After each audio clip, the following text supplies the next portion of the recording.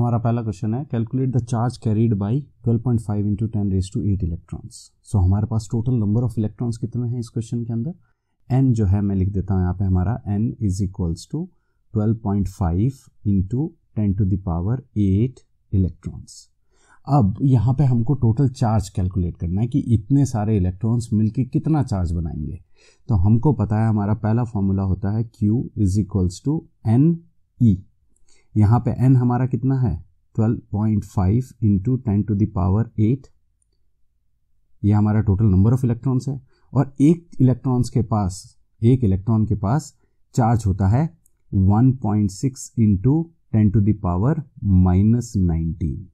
तो जल्दी से इसको सिंप्लीफाई कर लेते हैं। कैलकुलेटर में 12.5 को 1.6 से मल्टीप्लाई करेंगे तो हमको आंसर मिलेगा 20। और पावर्स देख लेते हैं 10⁸ है और 10⁻⁻19 है तो कितना हो जाएगा -11। हम चाहें तो इसको 2 इंटू 10⁻⁻10 कूलम भी लिख सकते हैं। तो ये हमारा फाइनल आंसर आ जाएगा कि इधर 12.5 इंटू 10⁸ इलेक्ट्रॉन्स के पास टोटल चार्ज कितना है 12 इंटू 10⁻⁻10 कूलम यूनिट होती है इसकी। क्वेश्चन नंबर 2 बोल रहा है Two similarly equally charged identical metal sphere A and B repel each other with a force of 2 into 10⁻⁻5 newtons। हमारे पास एकदम सेम आइडेंटिकल स्फीयर्स है और मेटल स्फीयर्स हैं। ये पहला स्फीयर ले लेते हैं, हम इसको मान लेते हैं A और दूसरा हमारा मेटल स्फीयर है ये हमारा B। अब ये दोनों एक दूसरे को रिपेल कर रहे हैं मतलब without going into mathematical part हमको सिंपल सा समझ में आ रहा है कि रिपल्शन कहाँ होता है जहाँ सिमिलर चार्ज है। तो दोनों के पास सिमिलर चार्ज होगा, ठीक है, और सिमिलर चार्ज है और यहाँ पे क्वेश्चन में भी गिवन है इक्वली चार्ज। तो हम इसका चार्ज मान लेते हैं Q और इसका भी चार्ज हम मान लेते हैं Q। अब बोला गया है दोनों के बीच में फोर्स कितना है। फोर्स जो है हमारे को क्वेश्चन में गिवन है 2 इंटू 10⁻⁻5 न्यूटन्स। ये हमारे को फोर्स गिवन है। अब हमने क्या किया, एक तीसरा अनचार्ज स्फीयर लाया जिसके पास कोई भी चार्ज नहीं है। तो मैं इसको एक अनदर कलर से बना देता हूँ। यहाँ पे ये रेड कलर का हमारा, इसको हम C बोल देते हैं। सो थर्ड आइडेंटिकल मतलब एक जैसा uncharged sphere C is touched to A। पहले हमने इसको टच किया है A के साथ and then place it at the mid point between A and B।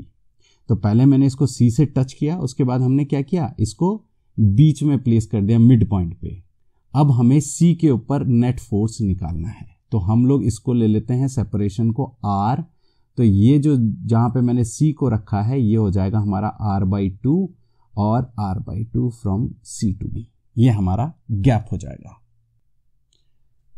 अब हमें पता है कूलम्स लॉ के हिसाब से हमारा F जो होता है वो कितना होता है, वो होता है K जो की वैल्यू होती है 1/4πε0 Q1 Q2। अब Q1 भी Q है और Q2 भी Q है तो इन दोनों को मल्टीप्लाई कर देते हैं, ये हो जाएगा Q²/R²। और ये कितना गिवन है हमको 2 इंटू 10⁻⁻5 न्यूटन्स। ये हमारा फोर्स गिवन है हमको। अब हमने C को A से टच किया है तो C को A से जब टच करते हैं, दो जब भी मेटल स्फीयर्स या मेटेलिक कंडक्टर्स उनको टच किया जाता है तो चार्ज जो है हमारा इक्वली डिस्ट्रीब्यूट हो जाता है।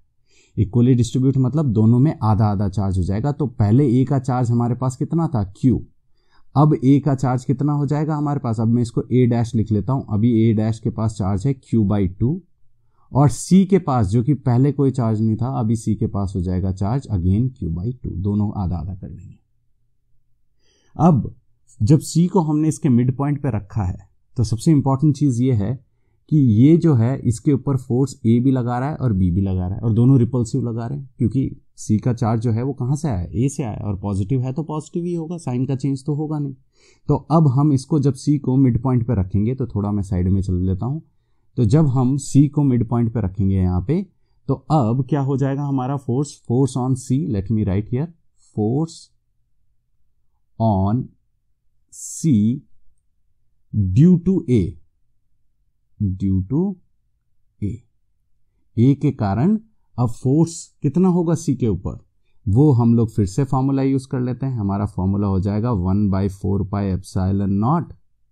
पहला चार्ज कितना है C के पास Q/2 और A के पास वो भी Q/2।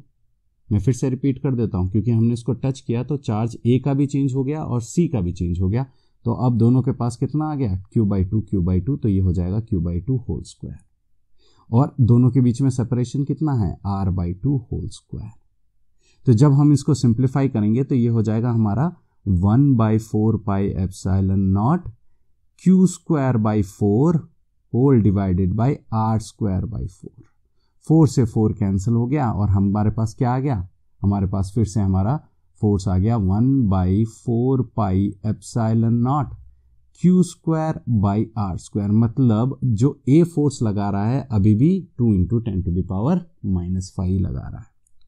ठीक है, एक रफली नया डायग्राम बना लेते हैं ताकि हमको चीजें पिक्चर पूरा क्लियर हो कि क्या हो रहा है यहाँ पे। तो ये हमारा नया चार्ज है ए के ऊपर q/2, यहाँ पे हमने सी को रखा है, सी के ऊपर भी चार्ज है q/2, और तीसरा हमारा बी है जिसके ऊपर अब चार्ज q ही है। बी का चार्ज चेंज नहीं होगा जब आप सी को ए से टच कर रहे हो, बी तो बी का ही रहेगा, q ही था पहले, अभी भी q रहेगा क्योंकि वहां पे कोई चेंजेस नहीं आ रहे। ए और सी के बीच का सेपरेशन है r/2 और सी और बी के बीच का सेपरेशन है r/2।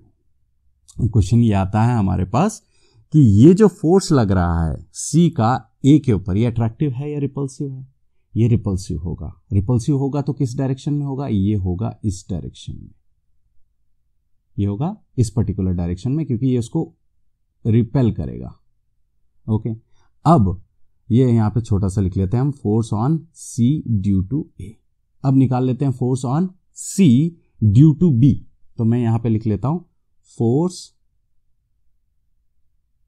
On C due to B. B के कारण सी पे कितना फोर्स लग रहा है।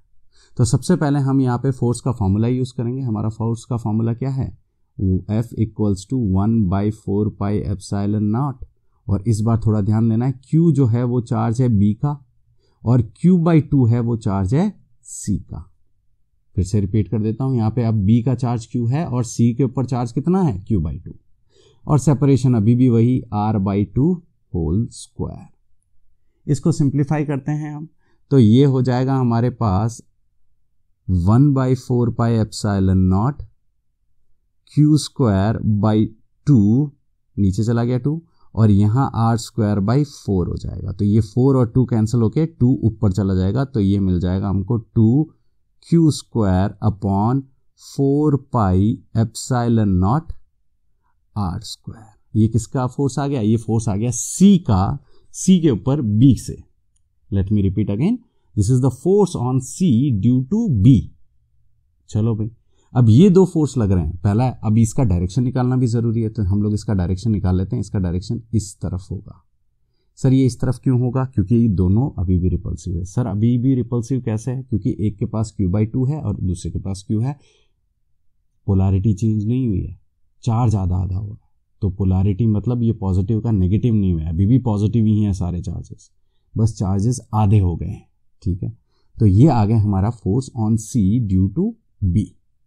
चलो अब नेट फोर्स कैसे निकलेगा, अगर आपके पास एक टेबल है, ये एक छोटी सी टेबल है, और इस टेबल को एक इंसान इधर से खींच रहा है और एक इंसान इधर से खींच रहा है, ये 10 न्यूटन से खींच रहा है, ये 5 न्यूटन से या 2 न्यूटन से खींच रहा है, तो रिजल्टेंट फोर्स कितना होगा, 8 न्यूटन। सर ऐसा क्यों, क्योंकि दोनों सबट्रैक्ट होंगे, दोनों ऑपोजिट डायरेक्शन में है। तो नेट फोर्स ऑन बी कितना हो जाएगा, FB, और ये FB किसके इक्वल हो जाएगा, यहां पे देख लो, देखो force on C due to A है हमारा 1/4πε0 q²/r²। Force on C due to B कितना है, 2q²/4πε0 r²। तो बड़ा फोर्स कौन सा है, हम ताकि नेगेटिविटी को अवॉइड करने के लिए हम क्या करेंगे, force on C due to B minus force on C due to A. तो हम यहां पे लिख लेते हैं 2q²/4πε0 r² और माइनस कर देते हैं इसको q²/4πε0 r² से। तो यहां पे अब देखो, इसको कॉम्प्लिकेटेड ना बनाते हुए हम कॉमन ले लेते हैं, q²/4πε0 r², दोनों में कॉमन है, 2 - 1। अगर आपको अभी भी कॉमन लेने में प्रॉब्लम आती है, आपने कभी कॉमन लिया नहीं, तो सिंपल सा है, आप इस पैरामीटर को जो मैंने यहाँ पे लिखा हुआ है इसको आप वापस मल्टीप्लाई करके चेक कर लो। So q square by 4 pi epsilon not r square को 2 से मल्टीप्लाई करेंगे तो हमको हमारा ये वाला एक्सप्रेशन मिल जाएगा, और 1 से मल्टीप्लाई करेंगे तो वो मिल जाएगा। तो आंसर कितना आ गया 2 - 1 विच इज़ 1, और q square by 4 pi epsilon not r square, ये हमारा आंसर आ गया फोर्स किसके ऊपर, बी पे। और ये कितना है, ये उतना ही है जितना स्टार्टिंग में गिवन था। तो हम लोग थोड़ा पीछे चल लेते हैं, ओके, और हम देखते हैं हमारा इनिशियल फोर्स कितना था। तो यहाँ पे अगर देखा जाए तो ये जो था हमारा, ये हमारी इक्वेशन 1 है, और इसमें q square by 4 pi epsilon not r square की वैल्यू कितनी है 2 × 10⁻⁻5। सो फोर्स कितना होगा बी के ऊपर 2 × 10⁻⁻5 न्यूटन्स। ये आ गया हमारा आंसर किसका, सेकंड क्वेश्चन का। क्वेश्चन नंबर 3 बोल रहा है 2 identical charges Q each are kept at a distance R from each other. हमारे पास 2 चार्जेस हैं, पहला चार्ज है Q और दूसरा चार्ज क्या है, वो भी है Q, और दोनों के बीच में सेपरेशन कितनी है R। इसको फिर से एक बार ड्रॉ कर लेते हैं ताकि ये स्ट्रेट लाइन दिखे। ये हमारा R डिस्टेंस है दोनों के बीच में। अब हमने क्या किया है देखते हैं आगे। A third charge Q is placed on the line joining the above 2 charges। तो हमने एक कहीं पे चार्ज रख दिया है, तीसरा स्मॉल Q। अब ये कहाँ रखा है हमें नहीं पता, बीच में रखा है इसका मतलब ये नहीं कि मिड पॉइंट पे रखा है, इसको कहीं पे भी रख सकते हैं। तो हम इसको डिस्टेंस ले लेते हैं, ये x डिस्टेंस पहले चार्ज से। सो दूसरे चार्ज से क्या हो जाएगा R - x। ग्रेट। अब बोला है कि a third charge Q is placed on the line joining the above 2 charges such that all the 3 charges are in equilibrium। equilibrium मतलब कि जो फोर्स है सबका रिजल्टेंट 0 है। हमको स्मॉल q की मैग्नीट्यूड, पोजीशन और साइन निकालना है। सिंपल है क्वेश्चन। ये 2 चार्जेस थे, ऑलरेडी इक्विलिब्रियम में थे। अब हमने तीसरा चार्ज रख दिया है यहाँ पे बीच में कहीं पे, between the line joining the 2 charges. हमको ये निकालना है कि ये पूरा सिस्टम इक्विलिब्रियम है। तो सिंपल सी चीज़ है कि यहाँ पे जो ये स्मॉल क्यू रखा है इसके ऊपर जो फोर्स लग रहा है पहले वाले चार्ज के कारण, वो मैग्नीट्यूड वाइज इसके फोर्स के इक्वल होना चाहिए दूसरे वाले के कारण। तो इनका नाम दे देते हैं हम A, B और इसको दे देते हैं C। So force on C due to A must be equals to force on C due to B। So देख लेते हैं फोर्स ऑन C कितना है हमारा A के कारण। So force on C due to A कितना हो जाएगा, ये हो जाएगा हमारा K।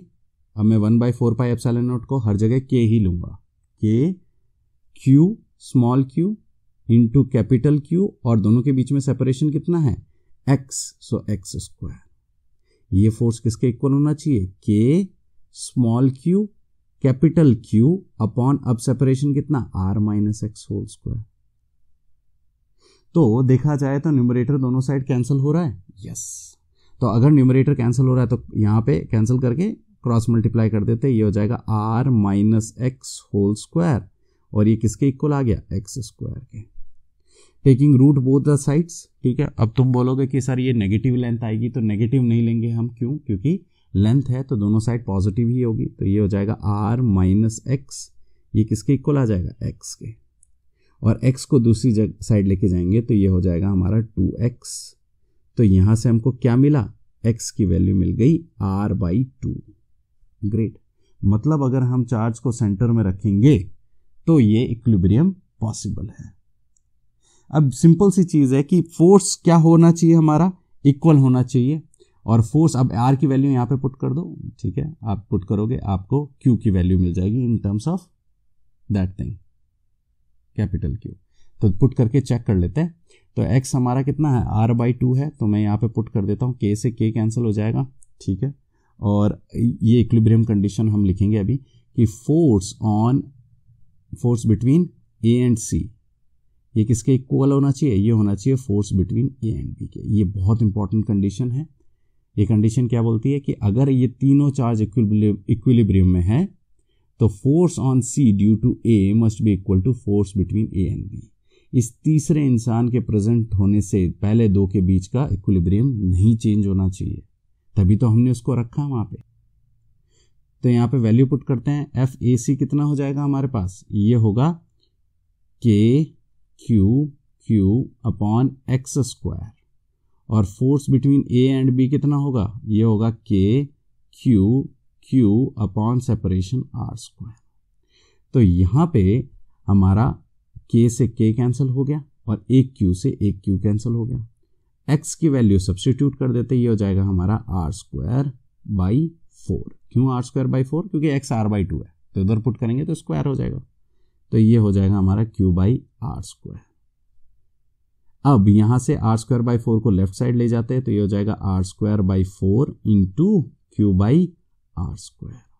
आर स्क्वायर से आर स्क्वायर कैंसिल, तो ये मिल जाएगा हमको small q which is q by 4। ये आ गया हमारा मैग्नीट्यूड किसका, जो हमने चार्ज बीच में प्लेस किया था। Okay, so this will be the answer. और इसका साइन क्या होना चाहिए, इसका साइन होना चाहिए नेगेटिव।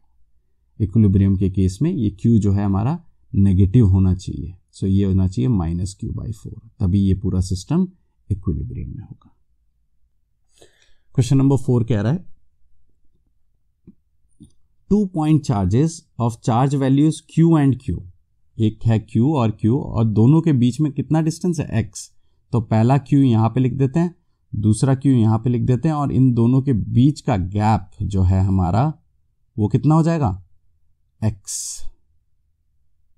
ठीक है भाई, and x by 2, wait, 2 point charges of values Q and Q are placed at a distance x and x by 2। अब थोड़ा सा ध्यान रखना है आपको, क्योंकि हमको x और x by 2 बोला गया है, तो ये डायग्राम करेक्ट नहीं है। क्यों, क्योंकि हम अगर किसी लेंथ को x ले रहे हैं, ठीक है, तो ये हमारा ओरिजिन है, इस ओरिजिन से ये x है, तो यहां पे हमने कैपिटल Q को रखा है, और दूसरे चार्ज को हमने x by 2 पे रखा है, जो कि कहीं पे मिड पॉइंट पे होगा Q। ठीक है, सो Q हमारा कितना होगा, यहाँ पे x by 2 पे होगा। बढ़ते हैं आगे, from a third charge of value 4Q। Okay, तो ये 4Q हमारा ऑब्वियस सी बात है कहाँ पे, ये है हमारा ओरिजिन पे 4Q। All charges being in the same straight line. So simple सा चीज है, वापस रिपीट कर लेता हूं कि एक आपके पास चार्ज है Q जो कि x डिस्टेंस पे रखा हुआ है, तो x कहां से है, 4Q से, और स्मॉल q कहां पे है, x by 2 पे, और सब एक ही लाइन में, तो यही पॉसिबल स्टेट हो सकता है। ठीक है, अब क्वेश्चन ये बोल रहा है calculate the magnitude and nature of charge capital Q such that the net force experience by charge small q is 0। तो हमने अभी 2 मिनट पहले पिछले क्वेश्चन नंबर 3 में यही सीखा है कि net force acting on small q due to one of them must be equal to the net force between the other two. Simple भाषा में जितना फोर्स A और B के बीच में लग रहा है वो किसके इक्वल होना चाहिए, जितना फोर्स A और C के भी इक्वल होना चाहिए। तो हम यहां पे सब्स्टिट्यूट कर देते हैं सबसे पहले force between A and B। A and B कितना हो जाएगा हमारे पास, K, पहला चार्ज 4Q, दूसरा चार्ज Q, और इनके बीच में सेपरेशन का square x by 2 whole square. पहला चार्ज FA और लास्ट वाला चार्ज C, इन दोनों के बीच में फोर्स कितना होगा, K into 4Q into Q whole divided by x square. Correct, क्योंकि दोनों फर्स्ट और लास्ट के बीच में डिस्टेंस कितना है, x।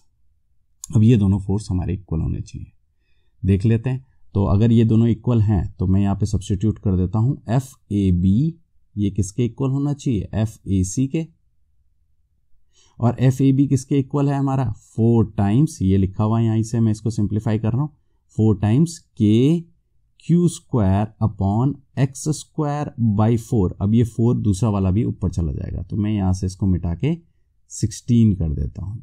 कितना हो जाएगा ये, 16। कैसे हुआ, ये जो ब्रैकेट है आपका डिनोमिनेटर में, इसका 2 का स्क्वायर 4 मिलेगा और वो ऊपर चला जाएगा। राइट साइड में FAC लिख देते हैं, वो कितना है, 4KQ capital Q upon x square.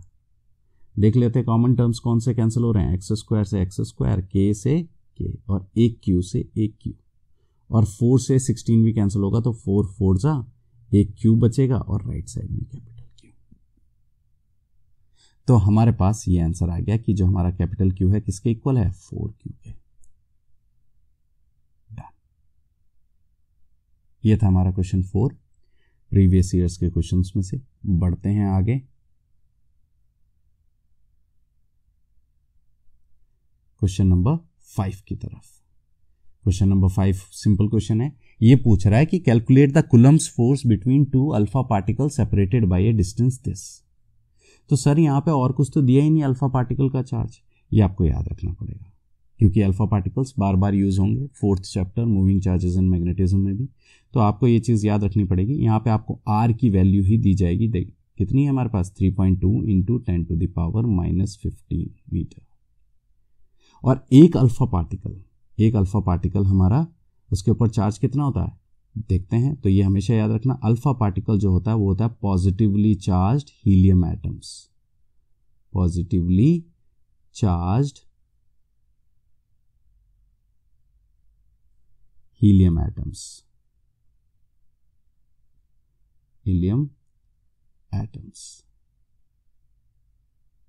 अब सबसे पहली चीज, ये पॉजिटिवली चार्ज हीलियम एटम क्या होता है सर? हीलियम जो है हमारा पीरियोडिक टेबल में सेकंड एलिमेंट है और इस सेकंड एलिमेंट के पास कितने इलेक्ट्रॉन्स हैं सर? 2 इलेक्ट्रॉन है क्योंकि वो सेकंड एलिमेंट है। फर्स्ट एलिमेंट हाइड्रोजन, उसके पास 1, थर्ड है लिथियम, उसके पास 3। तो ये सिंपल सा कॉन्सेप्ट है कि हीलियम के पास 2 इलेक्ट्रॉन है। अब वो जो है उसको न्यूट्रलाइज करने के लिए उसके पास कितने प्रोटॉन हैं? 2। तो पॉजिटिवली चार्ज हीलियम एटम क्या होगा कि अगर हम हीलियम एटम में से 2 इलेक्ट्रॉन निकाल दें तो पीछे क्या चार्ज हो जाएगा? ये He2+। तो इसका मतलब इसके ऊपर 2 प्रोटॉन का चार्ज है, 2 इंटू चार्ज ऑफ प्रोटॉन। और चार्ज ऑफ प्रोटॉन कितना होता है? Single, same as electron, 1.6 into 10⁻⁻19। तो ये आ गया हमारे पास चार्ज ऑफ हीलियम एटम, एक एटम के। बट सर ये अल्फा पार्टिकल बोल रहा है, फिर से रिपीट कर देता हूं। ये जो हमारा पॉजिटिवली चार्ज हीलियम एटम है इसी को हम अल्फा पार्टिकल बोलते हैं। और इस अल्फा पार्टिकल का चार्ज कितना है ये आपको स्क्रीन पे दिख रहा है। अब उन्होंने पूछा है क्वेश्चन में कि calculate the Coulomb's force between कितने अल्फा पार्टिकल? 2 अल्फा पार्टिकल कितने? 2। तो मैं पहला यहां पे एक अल्फा पार्टिकल ड्रॉ कर देता हूं और ये हमारा दूसरा अल्फा पार्टिकल है।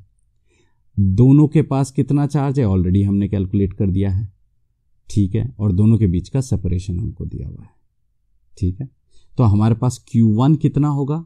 पहले वाले अल्फा पार्टिकल का 2 इंटू, चलो मल्टीप्लाई ही कर देते हैं हम, 2 इंटू 1.6, 3.2 इंटू 10⁻⁻19 कूलम। और दूसरे वाले अल्फा पार्टिकल के ऊपर चार्ज कितना होगा? 3.2 इंटू 10⁻⁻19 कूलम। ठीक है भाई, ये दोनों का चार्ज आ गया, दोनों का सेपरेशन आ गया। फोर्स का फॉर्मूला लगा देते हैं। तो मैं फिर से रिमाइंड कर देता हूँ, कूलम्स लॉ के अकॉर्डिंग फोर्स जो होता है वो होता है 1/4πε0, जिसको आप स्मॉल k भी बोलते हो। लेकिन ये k बार बार रिपीट होंगे, अलग अलग चैप्टर में k की वैल्यू अलग अलग होगी, तो इसलिए मैं इसको पूरा लिख रहा हूँ यहाँ पे ताकि कंफ्यूजन ना हो। क्योंकि डाइलेक्ट्रिक कांस्टेंट आएगा कुछ दिनों बाद, तो वहाँ पे भी k है। Q1 Q2 अपॉन सेपरेशन कितना है? r²।